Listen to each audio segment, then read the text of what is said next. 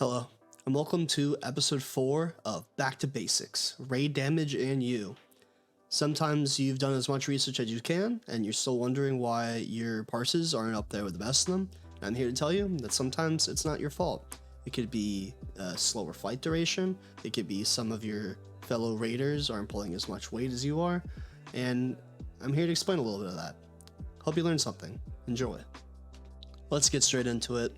The first thing I want to talk about is how incredibly frustrating it is to go through a fight and play the best you possibly can be, and then you look at the logs or the meters afterwards and not understanding why your parse is so low. And I just want to tell you that sometimes in a perfect world, depending on your raid environment, it's not your fault. And I want to highlight this in a few ways and then go into ways where bypassing certain raid mechanics can actually increase your damage, and helping your friends get better if they're willing to put in a little bit of research can help your parses as well. And let's start with Patrick. Patrick is undeniably in Wrath of the Lich King the target dummy fight. You have to walk up and you have to press your buttons, and hopefully your tanks are eating the hatefuls and you do not die. And I want to highlight that this is my second lock. I bring this to GDKPs. This is my main lock. You can see that the average duration of my Patricks on my main lock is going to be a lot faster than on my GDKP lock. For example, my earliest one from October 7th was 3 minutes and 4 seconds. And then the slowest one on my main is 2:23. And you can look at the average parse. Like, I'm doing the same thing. Like, I know what I'm doing on my Warlock. And I'm doing the same thing every single week, and we're getting slightly faster almost every week. This is almost linear, besides the few points about, you know, we have a bad wipe or a few people die or something. But mostly with the duration going down, it's pretty consistent. And in addition to the duration going down over time as people get geared up, you can see that the amount of parses go up as well.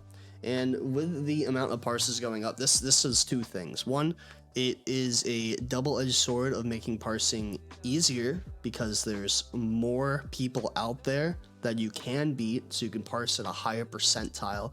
But it also makes climbing to that top rank of people who have all the gear that you're missing, or that are just masters of their class, significantly harder to reach those 99s. And 100s is you've achieved perfect RNG placement, and then you win. That's the best score you can get. So it's very showing if you just look at duration, how that affects your parse as a whole, because the raid DPS is massive towards your parse. Like, you can look at my fastest, my 141. Everyone's parsing orange, basically. A few, like, there's some purples out there, obviously, but almost everybody is parsing orange. We're going as hard as we possibly can here. I think this was one of our last speed clears. Yeah, this was our speed clear. And everyone's cranking as hard as they possibly can so we can get through as fast as possible. And some people probably had some bad RNG, but collectively we all knew what we were doing, and we're going as hard as we can here. And a 141 Patrick is very fast. Now, if we go to my GDK Warlock and go to my best time, a 156, you can see by comparison, this is just a GDKP, right?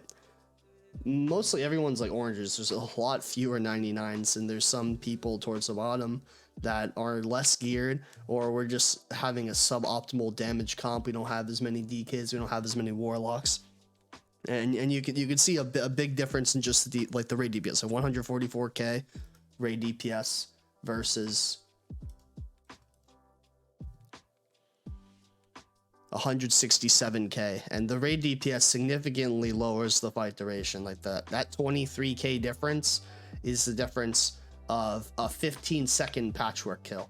And imagine if we had this type of raid DPS in this raid. Now, what type of parses would we have for people who were near the top? Like, would Flosin be able to get a 100? Who knows? Would Shetsik be able to get a pink parse? We don't know.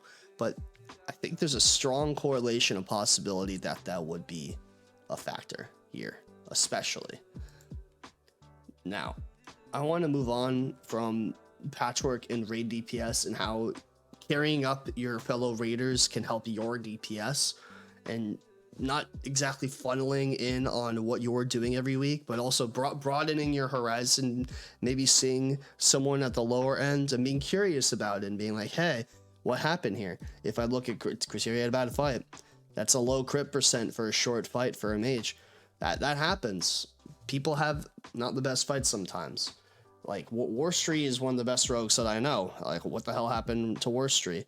Did he have bad uptime? Did he miss a lot? I don't know. But thinking about those things and investigating them and then getting back to the people could be a way of making your raid better.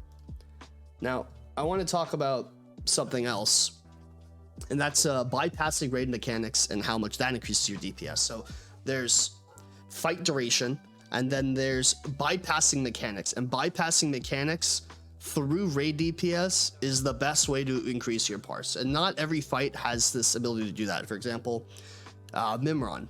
I guess the best way you could think about Mimron is the third phase. If you have a quick head drop and can get through that immediately, you'll be able to get through the fight faster, because the downtime in that fight, while you're waiting, your DPS goes lower in between the transitions of the phases. So that's why at the end people only have like 6 or 7k, although their active time would be probably like 8, 9k, 10k.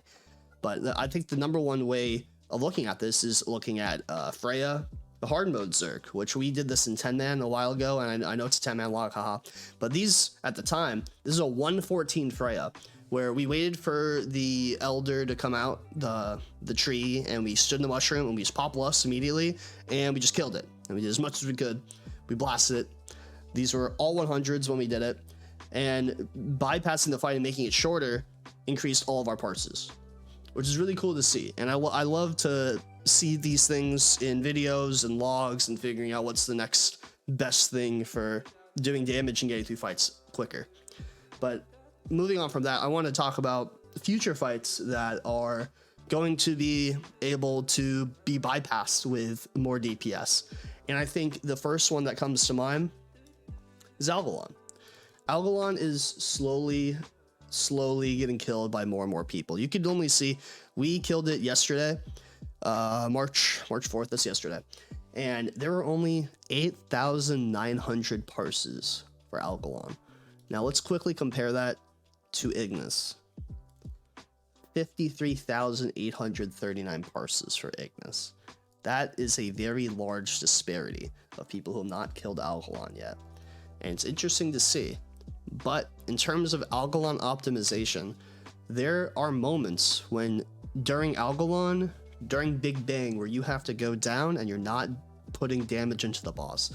And I think that being able to surpass Algalon and push him to 20% before the third Big Bang will be the greatest DPS increase for the fight, because you'll have 10 seconds of uptime for almost everybody in the raid while you're down there, 6 seconds of uptime, however long you're down there.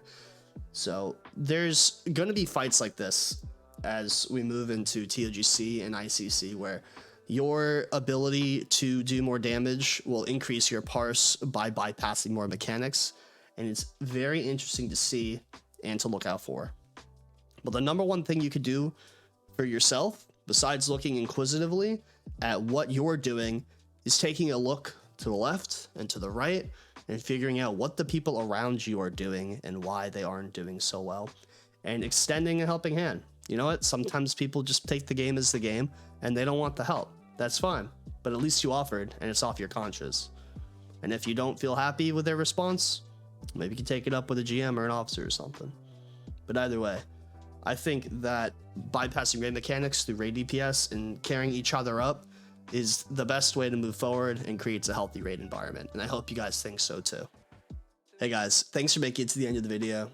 This topic holds a special place to me because I really care about my fellow raiders and how their performance is doing. Episode 5 of Back to Basics will be out next week, and we'll be talking everything about defensives. So, if you like what you saw, please like, comment, and subscribe below. It really helps me out significantly and makes me want to continue to create content for you guys. So, hope to catch you in the next one. Peace.